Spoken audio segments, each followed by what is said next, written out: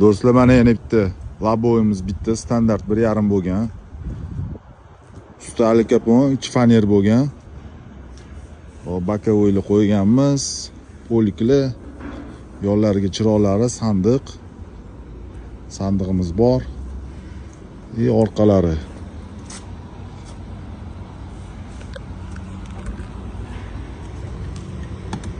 quplab qo'yilibdi. Mana hozir kalitini olamiz. Kalitlarni qo'yib oldik.